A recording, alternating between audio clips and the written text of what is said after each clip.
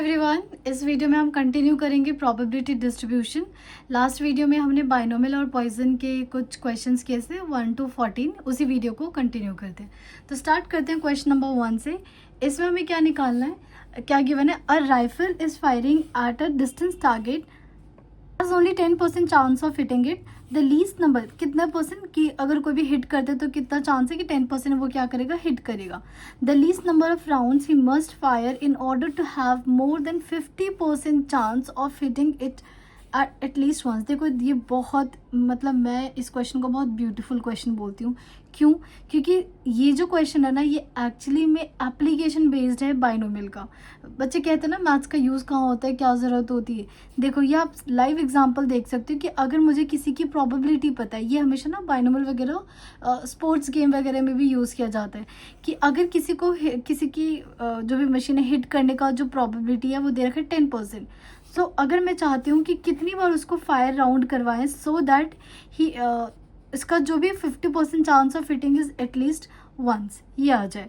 ठीक है, तो बहुत अच्छा क्वेश्चन। तो एक एक चीज़ पहले नोट करते हैं। देखो यहाँ पे हमें क्या दे रखा है, प्रोबेबिलिटी ऑफ हिटिंग, मतलब पी दे रखा है 10%। 10% का मतलब 1/10। ओके, फिर उन्होंने बोला एटलीस्ट, मतलब लीस्ट नंबर ऑफ राउंड्स, मतलब हमें ये एन बताना है कि कितनी बार उससे हम हिट करवाएं, कितनी बार उससे गेम ये हिट करवाएं सो दैट जो इसका ऑर्डर है, जो भी इसकी वैल्यू 50% मोर देन 50% हो, मतलब 50% से ज़्यादा हो of hitting it at least once, कम से कम एक बार हिट करना। तो पहले मैं इसको लिख लेती हूँ, हिटिंग इट वंस, एक बार। तो यहाँ पे x की वैल्यू 1, कम से कम एक बार हिट करे, इसका मतलब x की वैल्यू 1 हो सकती है, 2 हो सकती है, 3 हो सकती है, means this is greater than 1। अब ये क्या होना चाहिए, इसकी प्रोबेबिलिटी क्या होनी चाहिए, मोर देन 50% होना चाहिए। मोर देन 50% मतलब इसकी वैल्यू क्या होनी चाहिए, 50% से ज़्यादा। 50% मतलब 50/100 which is equal to 1 and 2। तो ये क्या आ गया, P X greater than equal to 1 and ये आ गया हाफ, राइट। अब देखो ग्रेटर देन 1 का मतलब एक्स की वैल्यू 2, 3, 4, 5, अब कहाँ तक है ये तो हमें पता ही नहीं है, ये तो एन तो हमें क्या करना है, फाइंड ही करना है। तो इसको हम कैसे निकालेंगे, ये निकालेंगे 1 माइनस में P 0 and greater than 1/2। 1 minus P 0 को क्या लिखते हैं, एन सी 0, पी की पावर 0 और क्यू की पावर एन, ठीक है, ग्रेटर देन 1/2, यही होगा। सो ये हो गया 1। ये देखो ये पूरी टर्म यहाँ से लेके यहाँ तक तो 1 बन गया, because N C 0 is 1 and किसी की पावर भी 0 भी 1, तो ये आ गया 1 माइनस क्यू की पावर एन इक्वल टू 1/2। अगर हिट करने की प्रोबेबिलिटी 1/2 है तो हिट ना करने की कितनी हो जाएगी, 9/10। Put the value of Q here, तो 1 माइनस 9/10 की power N greater than half. अब इसको थोड़ा सॉल्व करते हैं। पहले इस एक्सप्रेशन को इधर ले जाते हैं और हाफ को इधर ले आते हैं। तो जब 1 माइनस हाफ करोगे और इसको इधर ले जाओगे तो ये हो जाएगा 0.9 की पावर एन। यहाँ से आ गया हाफ ग्रेटर देन 0.9 की पावर एन। अब इसको ना प्रॉपर फॉर्म में लिख लेते हैं। सबसे पहले 0.9 की पावर एन और इसके देखो इसके लिए छोटा साइन है, तो ये आ गया हाफ। हाफ की वैल्यू क्या होती है, 0.5। अब आपको ना एन की वैल्यू चेक करके देखनी किस वैल्यू के लिए आप हमेशा 0.5 से कम हो जाते हो। 0.5 का मतलब होता है इसके आगे आगे 0 होता है। अब जैसे हमें पता है 9 की पावर क्यूब तक पता है, 9 की पावर क्यूब कितनी होती है, 729 होती है। हाँ 729 होती है, तो इसका मतलब 0.9 की पावर क्यूब कितनी होगी, 0.729। तो देखो 3 तक तो कम नहीं आ रहा। सो आपको क्या करना है, हमेशा ना यूजुअली क्वेश्चन में जो एन की वैल्यू ज़्यादातर जो आती है ना 5, 7, 6 के बीच में आती है, ठीक है।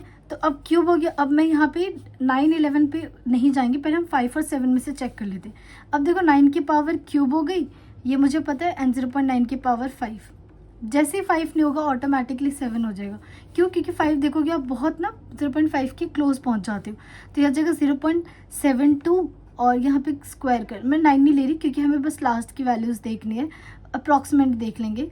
और ये 9 हो गया 0.81। एक बार ज़रा 8 से मल्टीप्लाई करके देखो, 8 2 16, 8 7 42। हाँ रुक जाओ, 8 से करेंगे तो ये हो जाएगा 0.3। हाँ नहीं, इसको पूरा ही करना पड़ेगा।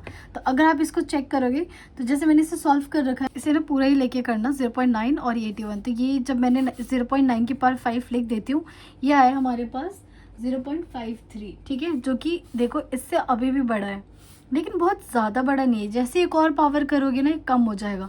तो 5 के बाद क्या दे रखा है, 7 दे रखा है, तो यहाँ पे आपका 7 क्या हो जाएगा, आंसर हो जाएगा। आप क्या करना, 0.9 की पावर 7 भी चेक कर लेना और आंसर बता। देखो अगर ये क्वेश्चन आएगा तो मुझे ऐसा लगता है आ सकता है क्वेश्चन, बस क्या करेंगे यहाँ पे ना कोई ऐसा नंबर देंगे जिसकी पावर चेक करना वो आसान होगी, ठीक है, पर आने के चांसेस हैं इस क्वेश्चन के। क्लियर। नेक्स्ट क्वेश्चन नंबर 16 पे मूव करते। देखो इस क्वेश्चन को तो आप अच्छे से रट लो, समझ लो, क्योंकि अगर ये क्वेश्चन आता है तो इसका जो सोल्यूशन है वो बहुत लंबा है, बहुत ज़्यादा लंबा है, वो लंबा नहीं करना। इसको आप डायरेक्ट याद रखोगे कि a fair coin is tossed 100 times, तो इसमें the probability of getting tail an odd number of times, odd बोल ले या इवन बोल ले, इसका आंसर हमेशा क्या आता है, हाफ आता है। तो ये आपको डायरेक्ट लर्न रखना है। तो ये जो पूरी एक स्टेटमेंट है, एक प्रोबेबिलिटी थ्योरी है, उसके ऊपर बेस्ड है कि the probability of getting tell and odd number times पूछे या फिर इवन नंबर ऑफ टाइम्स पूछे, इसका आंसर क्या होगा, 1/2। लेकिन अगर पेपर में आता सीबीएसई में तो ये तो आपको पूरा प्रूफ करके दिखाना होता, बट यहाँ पे आप डायरेक्ट इसको लर्न कर सकते हो, ठीक है। 17th क्वेश्चन को करते हैं।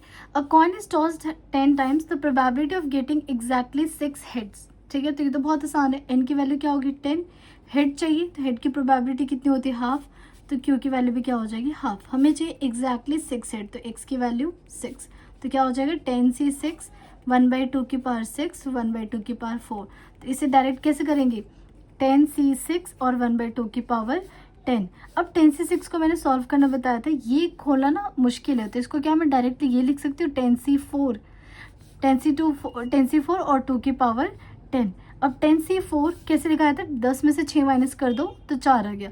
क्यों, क्योंकि ना इसको ओपन करना आसान है। कैसे, क्या बताया था, 10 को पीछे तक कितने बार, 4 है तो 4 बार ओपन कर दो, 10 × 9 × 8 × 7 कर दिया ओपन, एंड देन इस 4 का 4 फैक्टोरियल, 4 फैक्टोरियल इंटू 2 की पावर 10, जो कैंसिल हो रहा है, 4 फैक्टोरियल पहले लिख लो, 10 × 9 × 8 × 7, 4 फैक्टोरियल 4 × 3 × 2 × 1 इक्वल टू 2 की पावर 10। देखो 4 और 2 से तो ये 8 कैंसिल हो गया, 3 से ये 3 कैंसिल हो गया। अब बस यहाँ से मुझे दिख रहा है कि यहाँ से एक और कैंसिल होगा 10, तो अगर कैंसिल होगा तो यहाँ पे 2 की पावर 9 बच जाएगी, यहाँ 2 की पावर 9 हो गई, यहाँ भी बच गया 5 × 3 × 7, तो ये कितना हो जाए, 5 × 15, 15 7 105, और 2 की पावर 9 कितना होता है, 512। So b is the correct option. Question number 18, ये भी बहुत आसान और अच्छा क्वेश्चन है। The mean and variance of binomial distribution. देखो मीन दे रखा है, मीन का मतलब क्या होता है, डायरेक्ट लिखना है एनपी, एनपी की वैल्यू कितनी दे रखी है, 4, एंड वेरिएंस इज 3, वेरिएंस को हम किससे लिखते हैं, एनपीक्यू, ठीक है। एनपीक्यू कितना गिवन है, 3। ये आपको लर्न करना पड़ेगा, जो मीन का फॉर्मूला होता है बाइनोमियल का, we are talking about binomial only, ये होता है एनपी, और जो वेरिएंस होता है, वेरिएंस का फॉर्मूला कितना होता है, इट इज एनपीक्यू। डन। अब हमें क्या ये वैल्यू दे रखी है, so then probability of getting exactly 6 successes. So do we know N here, no, ना तो एन पता है, ना पी पता है, ना क्यू पता है, लेकिन देखो आपको 2 चीज़ें दे रखी है, सो इन दोनों की हेल्प से सबसे पहले हम एन पी क्यू फाइंड करेंगे। तो what is the proper way करेंगे, सबसे पहले इस एन पी की वैल्यू जो 4 है वो यहाँ पे पुट कर दो। अगर यहाँ पे 4 पुट करोगी तो ये हो जाएगा 4 × क्यू की पावर 3, तो क्यू की वैल्यू क्या आ गई, 3/4, राइट। अगर Q 3/4 है तो P की वैल्यू कितनी हो जाएगी, 1/4, बिकॉज 1 - 3/4। अब बस P यहाँ पुट करो 1/4, तो N की वैल्यू कितनी हो गई, 16 हो गई। सो यहाँ तो N 16 हो गया। तो आप ना कुछ यहाँ से भी देख के बता सकते हैं, यहाँ पे N की वैल्यू क्या है, 12, यहाँ पे N की वैल्यू 12, तो ये और ये ऑप्शन तो होगा ही नहीं, बिल्कुल गलत होगा। अभी निकालने की भी जरूरत नहीं, आप डायरेक्ट दे सकते हो। अब कितनी बार सक्सेस चाहिए, 6 बार, तो 16 से 6, 16 से 6।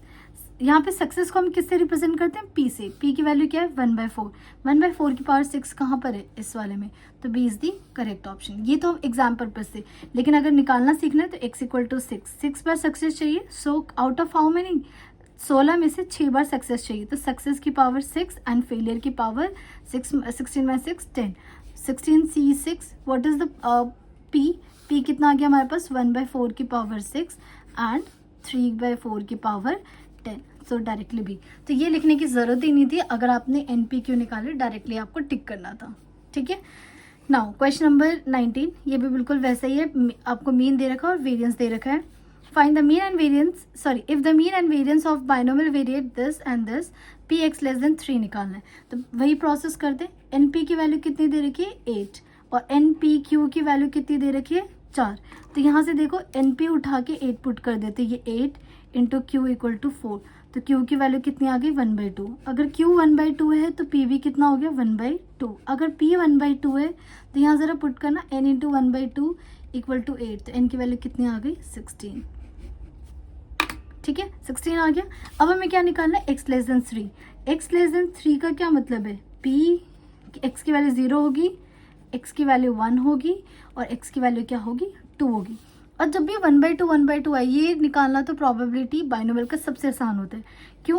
क्योंकि अब आपको प्रैक्टिस हो गई होगी, नहीं हुई तो देखो n की वैल्यू 16 है तो क्या आएगा 16c 0, 1/2 की पावर 0 और 1/2 की पावर 16, फिर 16c 1 और 1/2 की पावर 1, 1/2 की पावर 15, फिर 16c2 1/2 की पावर 2 एंड 1/2 की पावर 14। तो ये देखो हर बार 1/2 की पावर 16 बन रहा है तो डायरेक्ट कॉमन ले लो, 1/2 की पावर 16 कॉमन ले लिया। नाउ 16c0 हमें पता है 1 होता है, 16c1 सिखाया था कि डायरेक्ट लिखना है 16 प्लस 16c2 क्या होता है 16 को 2 बार पीछे तक ओपन कर दो, 16 इंटू 15 एंड नीचे 2 फैक्टोरियल। ये कितना आ गया 2 8 ज़ा 15 8 ज़ा कितना होता है 15 8 ज़ा 200, 216 प्लस 1 तो ये कितना हो गया 100 नहीं 150 हो, गलती से हो गई। सो 150 नहीं 120। सो देख लेते 15 इंटू 8, 8 5 से 40, हाँ तो कितना आ गया 120 आ गया, वो 200 से कन्फ्यूजन हो गई। 120 प्लस 16 कितना हो जाएगा 16 प्लस 117 डायरेक्ट ऐड कर लेते हैं तो ये आ गया 137। सो ये आ गया 137 और यहाँ देखो 2 की पावर 16। सो कौन सा ऑप्शन करेक्ट है, ये c is correct option. Clear? Now question number 20। अच्छा क्वेश्चन है ये भी। An experiment succeed twice as often as it fails. क्या बोले, कोई भी एक्सपेरिमेंट जितनी बार सक्सीड होता है, सक्सीड कितनी बार होता है जितनी डबल टाइम्स ऑफ जितनी बार ये फेल होता है। The probability that in 4 trials there will be at least 3 successes. कितने चाहिए, कम से कम 3 बार सक्सेस चाहिए। तो सबसे पहले ना यहाँ पे बताओ क्या आपको एन पी क्यू दे रखा है, नहीं दे रखा, तो बाइनोमियल के लिए तो सबसे पहले एन पी क्यू पता होना चाहिए। तो यहाँ निकालते, इन्होंने probability of success which is P क्या दे रखा है 2 टाइम्स एज इट फेल्स। हो गया, तो क्या मुझे पी और क्यू की रिलेशन पता चल गया, पी एंड क्यू। और क्या मैंने आपको जब वीडियो में पढ़ाया था तो बताया था there is always a fixed relation जो आपके दिमाग में हमेशा रहना चाहिए whenever you are doing binomial, कि पी प्लस क्यू किसके इक्वल होता है 1 के इक्वल होता है। पुट कर दो पी की वैल्यू 2q प्लस क्यू कितना हो गया 3q इक्वल टू 1, तो क्यू की वैल्यू कितनी आ गई 1/3 आ गया। क्यू 1/3 है तो पी की वैल्यू कितनी आ गई 2/3 आ गई। अब कितनी बार ट्रायल किया है 4 बार, तो एन की वैल्यू कितनी दे रखी है 4 दे रखी है। पूछ लो जो पूछना है, हमें बोला है will be at least 3 successes. 3 success मतलब कम से कम 3 सक्सेस।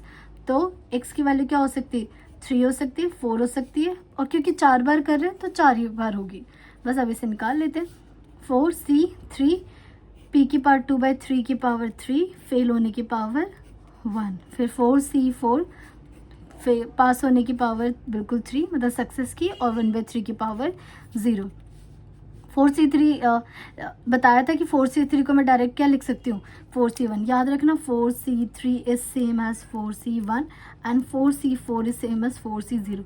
आप हमेशा नोटिस करते होंगे ना मैं 0 और 1 पे आ जाती हूँ, इसलिए आती हूँ हर बार क्योंकि 0 1 2 3 ये इनका कॉम्बिनेशन निकालना ज़्यादा आसान होता है, जल्दी निकाल पाते हैं। ठीक है, अब ये हो जाएगा 2 की पावर 3 विच इज़ 8 अपॉन में 81। ठीक है, 4c4 कितना आ गया 1 आ गया, एंड ये हो गया 8 नहीं, कुछ गड़बड़ नहीं है, यहाँ 4 आनी चाहिए।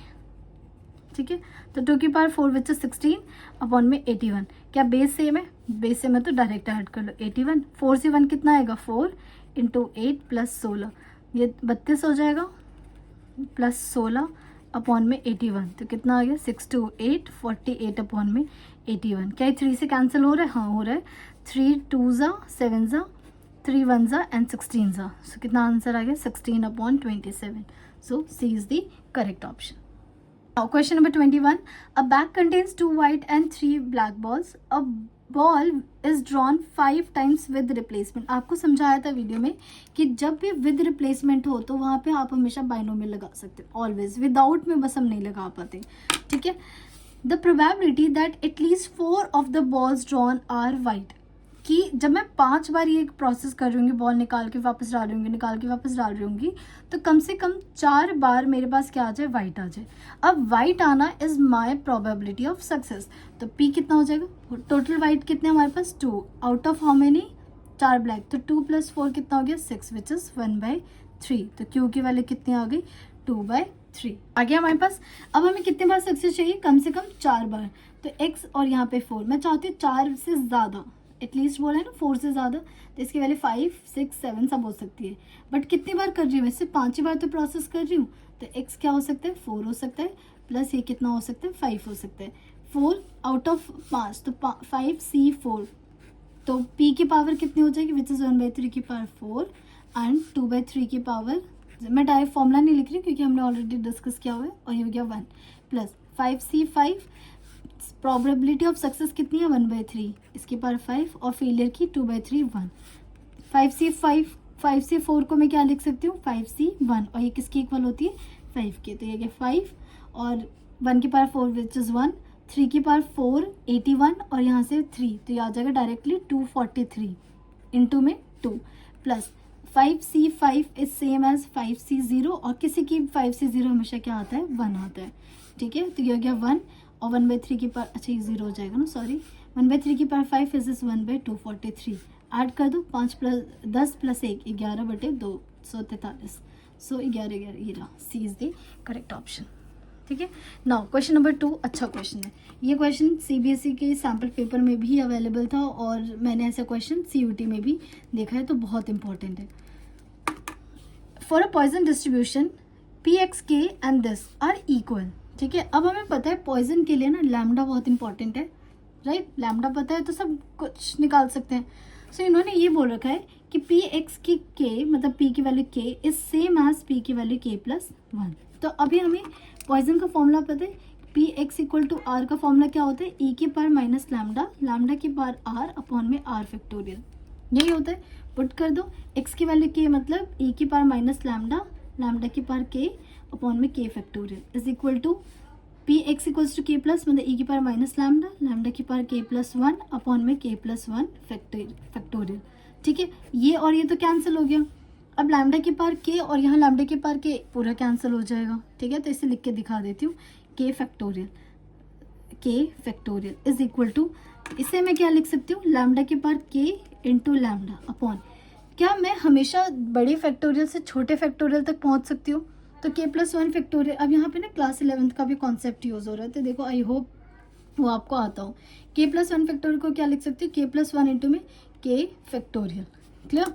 अब देखो क्या कैंसिल हो गया, ये इससे कैंसिल हो गया, K फैक्टोरियल से K फैक्टोरियल कैंसिल हो गया, तो लैम्डा की वैल्यू क्या आ गई K + 1 आ गई। और इन्होंने क्या पूछा था, वेरिएंस पूछा है, राइट।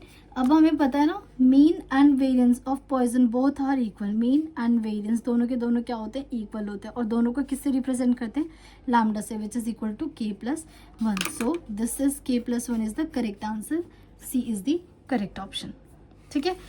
सेम ऐसे ही क्वेश्चन आपका क्या है, PX = 1 एंड 2 = PX = 2, और 0 के लिए आपको क्या करना है, फाइंड करना है। तो this is a homework, you will try by yourself, और इसका आंसर बी आएगा, बिल्कुल एग्जैक्ट जैसे हमने यहाँ क्वेश्चन किया ना, एग्जैक्ट यहाँ पे फॉर्मूला लगाओगे, यहाँ फॉर्मूला लगाओगे, उसकी हेल्प से फिर क्या निकालोगे, लैम्डा निकालोगी, और जैसे लैम्डा आ गया यहाँ पे क्या कर दोगे, पुट कर दोगे। PX 0 का क्या फॉर्मूला होता है, किसके इक्वल होते हैं, it is minus lambda, lambda की पावर 0 अपॉन में 0 फैक्टोरियल।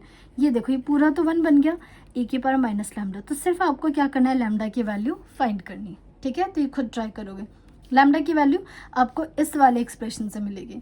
तो अगर नहीं होते तो मुझे कमेंट बॉक्स में बता देना, मैं इसका सोल्यूशन बता दूँगी यहाँ पे। क्वेश्चन नंबर 24, ये तो अभी तक याद ही हो गया होगा ऐसा question. A fair coin toss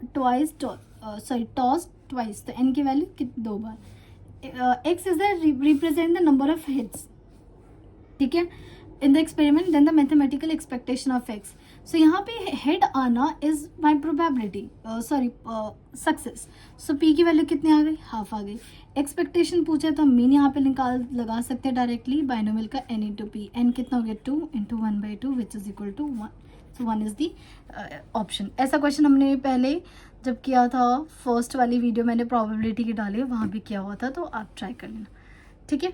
now question number 25, अच्छा क्वेश्चन है ये भी, भी हमने पॉइजन के लिए किया था, वैसे अब हमें किसके लिए करना है, बाइनोमियल वेरिएट के लिए करना है, ठीक है। और आप लोगों को लगता है कि मैं हर क्वेश्चन का अच्छा क्वेश्चन बोलती हूँ, देखो जो मुझे अच्छा लगता है ना, जो स्टूडेंट को चैलेंज करता है, मैं हमेशा वैसे क्वेश्चन डालती हूँ। ईजी तो डालते ही हैं, लेकिन सीखते वहाँ से जहाँ चैलेंजिंग क्वेश्चन होता है, ठीक। देखो बाइनोमियल वेरिएट में सबसे पहले हमें एन पता होना चाहिए, पी पता होना चाहिए, क्यू पता होना चाहिए, बट हमें यहाँ कुछ नहीं पता। But you can see x की वैल्यू क्या हो रही है, एक्स की वैल्यू 0 हो सकती है, 1 हो सकती है, 2, 3, 4, 5, 6। सो एक्स की वैल्यू 0 से लेके 6 तक जा सकती है, तो क्या ये एन बता रहे हैं, तो यहाँ से एन की वैल्यू क्या हो गई, 6 हो गई। अब सोच रहे होंगे क्यों, मान लो अगर मैं क्वेश्चन कहती हूँ कि मैं एन टाइम्स क्या कर रही हूँ, टॉस कर रही हूँ, 6 बार मैं टॉस कर रही हूँ, और मुझे हेड चाहिए, नंबर ऑफ हेड्स। तो नंबर ऑफ हेड क्या हो सकता है, 0 हो सकता है, 1 हो सकता है, 2 हो सकता है, 3, 4, 5, 6। तो इससे ये पता चला कि ये एन की वैल्यू क्या हो गई हमारे पास, 6 हो गई। पी और क्यू में मुझे कुछ नहीं पता, but I know one relation that P plus Q is always equal to 1। मुझे सिर्फ ये 2 चीज़ें पता है, और अब ये फाइंड करना है, तो करते हैं इसको फाइंड। यहाँ पी एक्स की value 2 is equal to 4, P X equal to 4। तो करना सॉल्व, यहाँ पे आ जाएगा 6c0, p की पावर 0, नहीं 2 तक जाना है ना, p की पावर 2, तो q की पावर क्या हो गई 4, 6 माइनस 2 4, 4 इंटू 6c, 4 तक जाना है, 6c4 एंड देन p की पावर 4 और q की पावर 6 माइनस 4 2। ये हो गया। अब जो कैंसिल हो रहा कर, क्या मैंने आपको ये बताया 6c4 is same as 6c2, ठीक है। ये मैं वीडियो की स्टार्टिंग से ही समझा रही हूँ कि इसमें से माइनस कर दो 4 तो 2 आ गया, 2 में से सिक्स में से 2 माइनस कर 4, तो ये दोनों क्या है, इक्वल। तो देखो ये वाली चीज़ और ये वाली चीज़ तो क्या हो गई, कैंसिल हो गई। फिर यहाँ से p की पावर 2 और यहाँ p की पावर 4 है, तो क्या बचेगा, p की पावर 2 बच जाएगी, राइट। यहाँ से q की ये कैंसिल हो जाएगा, यहाँ से क्या बच जाएगा, q की पावर 2, राइट। तो क्या क्या बचा, यहाँ से सब कट गया, सिर्फ q की पावर 2 बचा, यहाँ बचा 4 और यहाँ बचा p स्क्वायर। नाउ क्या मुझे p और q में रिलेशन पता है, इट इज इक्वल टू 1। सो यहाँ पे q की जगह मैं क्या लिख सकती हूँ, 1 माइनस p का whole square equals to 4p square. Solve कर लेते हैं, 1 plus 2p square minus 2p minus 4p square, इधर ले आई थी मैं इसे, इसको यहाँ पे, तो ये हो गया 4 माइनस 2।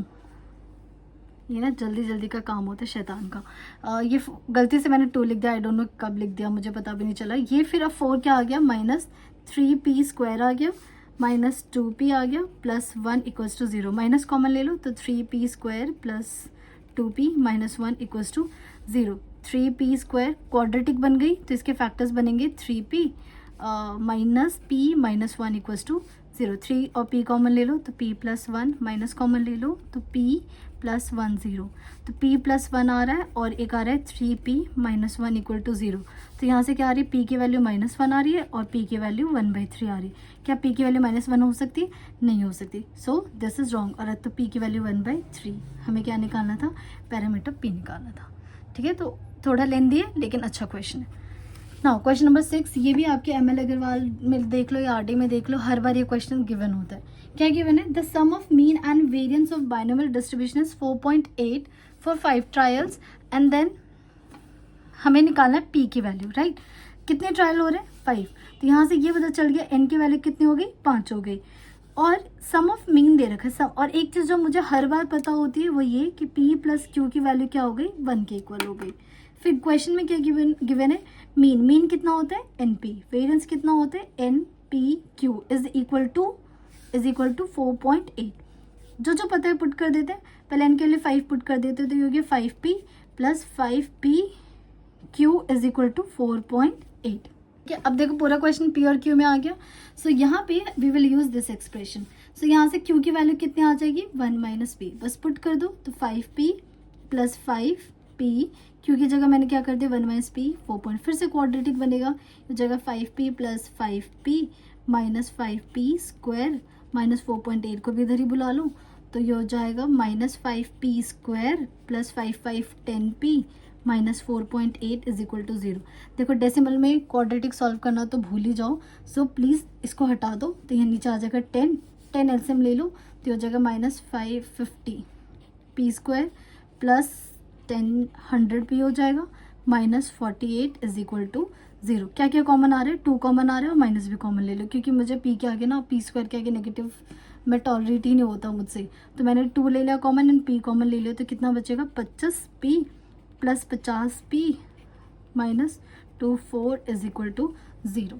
यहाँ नहीं लिया, यहाँ माइनस और यहाँ पे प्लस। ठीक है, अब इसके क्वाड्रेटिक फैक्टर करना, तो ये वाली वैल्यू जो हो जाएगी, स्क्वायर कहाँ चला गया, ये रहा, 25p square minus 50p plus 24 is equal to 0। इन दोनों को मल्टीप्लाई करके इस 50 के फैक्टर्स करना, तो मैं फैक्टर लिख देती हूँ।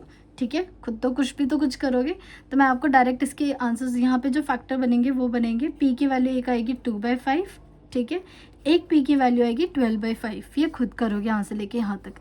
बट एक बात बताओ, क्या कभी भी 12/5 पॉसिबल है? नो, बिकॉज यहाँ तो p की वैल्यू 1 से बड़ी हो रही है, तो ये क्या हो गया, गलत हो गया।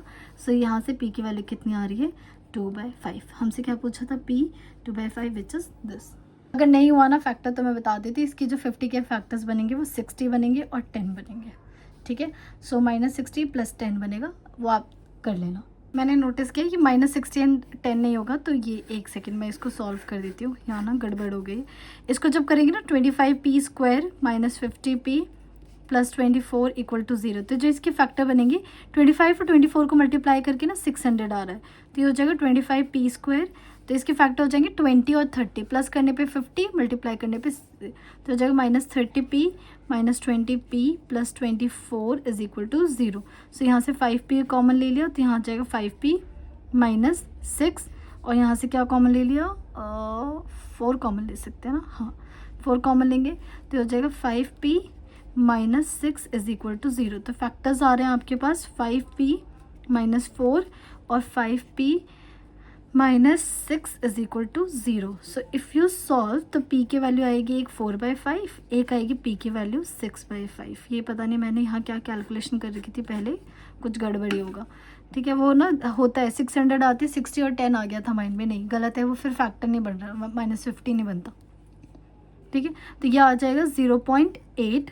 ठीक है, और ये देखो 6/5 विच इज़ ग्रेटर देन 1, तो दिस इज नॉट पॉसिबल। तो 0.8, do we have answer? Yes, 0.8 is the correct option. 27, ये भी बिल्कुल जैसे हमने पहले क्वेश्चन किया था वैसे, लेकिन ना ये क्वेश्चन थोड़ा लेंथी दिखता है, पर एक तरीका जिससे क्वेश्चन बहुत जल्दी सॉल्व हो सकता है। इसमें क्या दे रखा है, मीन एंड वेरियंस का सम 15, तो मीन इज NP प्लस ये हो जाएगा NPQ इज इक्वल टू 15। फिर क्या दे रखा है, sum of their squares and sum of their squares मतलब मीन का स्क्वायर मतलब NP का होल स्क्वायर प्लस वेरियंस का square is equal to NPQ का whole square is equal to 117, right. So यहाँ पे अब देखो NP कॉमन ले लो, NP कॉमन ले लिया तो क्या बचा 1 + Q इज इक्वल्स टू 15। यहाँ पे क्या हो जाएगा, n² p² q², तो मैं डायरेक्टली n² p² कॉमन ले रही हूँ, तो यहाँ हो जाएगा 1 और यहाँ हो जाएगा q² इक्वल टू 117। ये फर्स्ट इक्वेशन है। और ये सेकेंड, देखो अगर आप कोशिश करोगे ना यहाँ से किसी वैल्यू को निकाल के इसमें पुट करना, आप फंस जाओगे। मैंने भी जब पहली बार किया था इसको डायरेक्ट ऐसे, तो मैं भी फंस गई थी। सो बेसिकली आपको ना यहाँ सब्सटीट्यूशन नहीं लगाना है, यहाँ लगाना है दूसरा दिमाग। क्या लगाना है, फर्स्ट को डिवाइड कर दो सेकंड से, लेकिन डिवाइड करने से पहले ना एक और काम करो। क्या यहाँ n² p² दिख रहा है और यहाँ क्या दिख रहा है, NP दिख रहा है, अभी भी कैंसिल तो होगा नहीं। सो मैं क्या कर देती हूँ, दोनों तरफ स्क्वायर बोथ साइड कर देती हूँ, स्क्वायर बोथ साइड। सो ये क्या हो जाएगा, n² p², ये हो जाएगा 1 + Q का whole square is equal to 15 का square. Now this is take third equation. अब थर्ड को और सेकेंड को डिवाइड कर दो, थर्ड को डिवाइड कर दो सेकेंड से, राइट। सो यहाँ थर्ड इक्वेशन क्या है, n² p² 1 + Q² is equal to 15 का स्क्वायर 2 to 5, और यहाँ पे n² p² 1 + एक सेकेंड, ये Q का होल स्क्वायर है, ठीक है, और यहाँ पे सिर्फ Q² है, ये भी ध्यान रखना। और यहाँ गया 117। सो ये पूरा क्या हो गया, कैंसिल हो गया। ये हो जाएगा 7 + 2 9, 2 to 4 9, मतलब 3 से क्या हो रहा है, कैंसिल हो रहा है। 3 7 एंड 5 3 3 9, 3 3 9 और 3 9 और फिर से 3 से हो रहा है कैंसिल, 3 1 3 2 और 5 25, 3 1 एंड 13। तो यहाँ पे क्या बचा, 1 + Q का whole square which is 1 Q का स्क्वायर प्लस 2Q, और यहाँ हो गया 1 + Q² इक्वल्स टू 25/13। बस अब क्रॉस मल्टीप्लाई कर लो, फिर से क्वाड्रेटिक बनेगी। क्वाड्रेटिक तो शायद पीछे ही नहीं छोड़ रही आपका, क्लास 8 से नहीं छोड़ती। 13 2 26Q और ये हो गया 25 plus 25 Q square is equal बस सबको इधर ले आओ। अब यहाँ पे सबसे पहले 13 25 आएगा तो कितना बच जाएगा -12, फिर 25 आएगा तो 13 और 7 7 5 12, ठीक है। फिर से -25 Q square plus 26 Q is equal to 0 लिखना चाहिए था ना मुझे 12। अब यहाँ पे जो कॉमन आ रहा है क्या कॉमन आ रहा है, 2 कॉमन आ रहा है और माइनस भी हटा दो क्योंकि यहाँ मुझे माइनस दिख रहा है। इफ़ आई टेक -2 कॉमन तो ये बच जाएगा यहाँ पे 6 क्यू स्क्वायर, यहाँ बच जाएगा -13 क्यू और यहाँ बच जाएगा +6 इज इक्वल टू 0। यस 6 6 36 करोगे और इसके फैक्टर बनेंगे 9 और 4। इस बार सही किया है, ठीक है। तो जब आप इसको यहाँ पे मैं सॉल्व कर रही हूँ, इसके जब फैक्टर बनाओगे तो वो बनेंगे आपके पास 2q - 3 and 3q - 2 is equal to 0। So यहाँ से q की वैल्यू कितनी आ गई, 3/2 आ गई और यहाँ से q की वैल्यू कितनी आ गई, 2/3। क्या ये पॉसिबल है? No, this is not possible. So q की वैल्यू कितनी आ गई, 2/3। यहाँ पे आ गया मेरे पास 2/3, C is the correct option, ठीक है। Now question number 28 eighth question मैंने जानबूझ के डाला था क्योंकि ना यहाँ पे मॉड्यूलस आ गया। सो लेट्स सी आप लोगों को मॉड्यूलस यूज़ करना आता है या नहीं। So if x follows a binomial distribution with mean दे रखा है और वेरिएंस दे रखा है। तो मीन दे रखा है मीन्स एनपी की वैल्यू 4 और वेरिएंस की वैल्यू दे रखी है एनपी क्यू इक्वल्स टू 2। तो एनपी वैल्यू 4 पुट करो, 4 इंटू क्यू इक्वल्स टू 2। तो क्यू की वैल्यू कितनी आ गई, हाफ। अगर क्यू हाफ है तो पी भी कितना होगा, हाफ होगा। अब p की वैल्यू हाफ पुट कर दो, हाफ करोगे तो n की वैल्यू कितनी आ गई, 8 आ गई। क्या आ गया, n p q सब निकल गया। अब आ गया p मॉड दिस। अब देखो किसी बच्चे ने डायरेक्ट x - 4 लेस देन 2 किया, मॉड का इस्तेमाल नहीं किया तो उसका क्वेश्चन गलत हो जाएगा। कैसे करना है, सबसे पहले इस एक्सप्रेशन को देखो, x - 4 लेस देन 2। मैंने मॉड कैसे निकालना सिखाया था। जब भी कोई मॉड लेस देन 2 हो तो क्या करो, जो भी यहाँ पे लिखा है उसको एज इट इज लिखो, ठीक है। फिर यहाँ पे ये दोनों साइन लगाओ, इसकी वैल्यू एक बार नेगेटिव से बड़ी और पॉजिटिव वाले से छोटी। फिर यहाँ से x निकालो, सब तरफ 4 ऐड करो। यहाँ 4 ऐड करोगे तो -2 + 4 कितना आ जाएगा, 2, ठीक है। यहाँ 4 ऐड करोगे तो 0 बन जाएगा और यहाँ 4 ऐड करोगे तो 6 आ गया। सो बेसिकली हमें क्या निकालना है, p x की वैल्यू 2 से बड़ी और 6 से छोटी। लेकिन यहाँ बताओ n कितने टाइम तक जा रहा है, 8 तक जा रहा है। बट अगर यहाँ देखो, इसको अगर आपको निकालना है तो क्या निकालना है, p2 निकालना है, p3 निकालना है, P4, P5 और P6। अब देखो एग्जाम में ये करने तो नहीं बैठे ना, वो ज़रूर अगर इतना लेंदी क्वेश्चन दे रहा है तो इसका कोई ना कोई शॉर्ट ट्रिक दे रहा होगा। सो क्या ये वैल्यू 1 से लेके 8 तक जा रही है, तो यहाँ पे कौन कौन अवेलेबल नहीं है, यहाँ 0, 1, 7 और 8 अवेलेबल नहीं है। तो इसको डायरेक्ट क्या लिखेंगे हम, 1 - P0 प्लस P1 और P7 प्लस P8, ठीक है। बस यहाँ पुट कर दो 1 - क्या पुट करेंगे हम यहाँ पे, n की वैल्यू 8C0। और जब मुझे पता है कि p और q हाफ हाफ होता है तो क्या मैं डायरेक्टली लिख दूँ, because I do not have time in exam. तो 8, क्योंकि 1/2 की पावर 0 प्लस 1/2 की पावर 8 - 0 8, ये करके हमें पता है ना, जब भी हाफ हाफ होता है तो पावर डायरेक्टली इसके इक्वल आ जाती है। फिर ये क्या हो जाएगा, 8C1 1/2 की पावर 8, 8C7 1/2 की पावर 8 एंड 8C8 1/2 की पावर 8, ठीक है। सो देखो क्या क्या कॉमन आ रहा है, 1/2 की पावर 8 कॉमन आ रहा है। अब बताओ अगर किसी को परम्यूटेशन का ये सॉल्व करना नहीं आता है तो उससे बहुत टाइम लगेगा। 8C0 1, 8C1 8, अब 8C7 क्या 8C1 के इक्वल है, 8 में से 7 करो 1, क्या 8C8 8C0 के इक्वल है, ये होता है 8 के इक्वल, ये होता है 1 के equal. So this is equal to 8 and this is equal to 1। तो ये कितना हो गया, 1 - 1/2 की पावर 8, 8 + 8 16 18 हो गया। लेकिन देखो यहाँ पे आंसर हमें पूरा सॉल्व करके दे रखा है, कोई बात नहीं, हमें भी आता है 2 की पावर बहुत ज़्यादा तक पता है। यहाँ पे क्या क्या कट हो जाएगा, 2 a की पावर यूज़ होगी ना 2 की, तो यहाँ पे ऊपर बच जाएगा 9 और यहाँ पे बच गया 2 की पावर 7। 2 की पावर 7 कितना होता है, 128। इसका मतलब 120 एलसीएम ले लो तो हो जाएगा 128 की पावर 9 और यहाँ पे 128। ज़रा माइनस कर दो 128 में से तो कितना आ जाएगा, 18 में से 9 गया 9, यहाँ बचा 1 1 1 में 128। So what is the correct option, C is the correct option. नहीं 120, सॉरी ये 126 है, बच के रहना, कई बार जैसे मुझसे गलती होगी आपसे भी हो सकती है, डी 1189 तो दिख गया, लेकिन यहाँ 128 नहीं दिखा, so d is the correct option. 29 Poisson से रिलेटेड और बहुत आसान है। ऐसे क्वेश्चन की ना आपके पॉइजन में ना बहुत अच्छे एग्जाम्पल्स और बहुत अच्छी केस स्टडी दे रखी है ML अग्रवाल में, तो उनकी ज़रूर प्रैक्टिस करके जाना। इसमें देखें, if arrival rate of passenger an airport is 30 per hour, means 1 our में कितना है, 30 पैसेंजर्स आ रहे हैं। बट इन्होंने हमसे पूछा एक्सपेक्टेड नंबर, मतलब मीन पूछा है, राइट। और ये जो इन्फॉर्मेशन दे रखी है ना, वो अराइवल रेट दे रखा है। अराइवल रेट का मतलब, जब भी arrival rate, it means rate given है, rate is average, right. So यहाँ पे पूछा है 10 मिनट में बताओ, तो ये तो सिंपल सा क्वेश्चन है। 60 मिनट में कितने हो गए, 30 हो गए, तो 10 मिनट में कितने हो जाएंगे, 30 अपॉन में 60 इंटू 10, तो विच इज 5। सो कौन सा answer, B is the correct. तो ऐसे पूछ सकते हैं, तो बहुत बेसिक सा क्वेश्चन है। पॉइजन डिस्ट्रीब्यूशन है, ये आप खुद ट्राई करोगे और मैं बस इसका आंसर बता देती हूँ। डी आएगा, करना कुछ नहीं है हमें। यहाँ पे सबसे पहले वाला जो एक्सप्रेशन दे रखा है सॉल्व करोगे तो ये हो जाएगा 3e की पावर माइनस लैम्डा, लैम्डा की पावर 2 अपॉन में 2 फैक्टोरियल, ठीक है। क्योंकि हमें पॉइजन का वैल्यू पता है क्या होता है, P X equal to R is equal to, मुझसे रहा ही नहीं जाता, मेरे से सॉल्व ही हो जाता है क्वेश्चन। e की पावर माइनस लैम्डा, लैम्डा की power R upon R factorial, ये अप्लाई कर दिया। Equal to X equals to 4 के लिए e की पावर माइनस लैम्डा, लैम्डा की पावर 4 अपॉन में 4 फैक्टोरियल। क्या ये और ये कैंसिल हो गया, लैम्डा स्क्वायर से यहाँ से लैम्डा स्क्वायर कॉमन हो गया, ठीक है।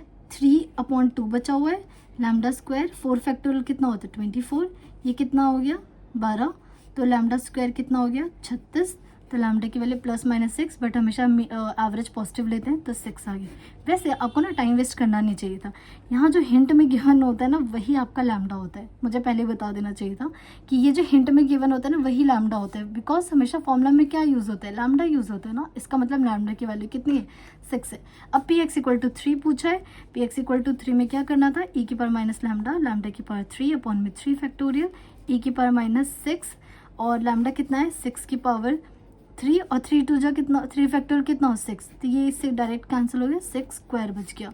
ए की पावर माइनस 6 0.0024 और ये हो जाएगा 36। इसको मल्टीप्लाई जब मैंने किया था तो ना एग्जैक्ट 0.89 ये आ रहा था, 0.086 समथिंग करके आ रहा था, बट यहाँ पे कोई ऑप्शन नहीं गिवन, तो D is the approximate answer. यहाँ पे मेरा बाइनोमियल और पॉइजन खत्म हो गया। नॉर्मल डिस्ट्रीब्यूशन से क्वेश्चंस बहुत कम आते हैं, ज़्यादातर नॉर्मल जो कर्व होता है उसके बेस पे क्वेश्चंस आते हैं, तो वो अब हम नेक्स्ट वीडियो में करेंगे। एंड प्लीज़ अगर वीडियो आपको अच्छी लगे तो लाइक एंड सब्सक्राइब, क्योंकि बहुत मेहनत लगती है पहले क्वेश्चन ढूंढना एंड देन सॉल्व करना, उसके बाद वीडियो बनाना। सो अगर अच्छी लगी तो प्लीज़ लाइक एंड शेयर, और अगर कमेंट कर सकते हो तो और भी बेटर। Thank you everyone.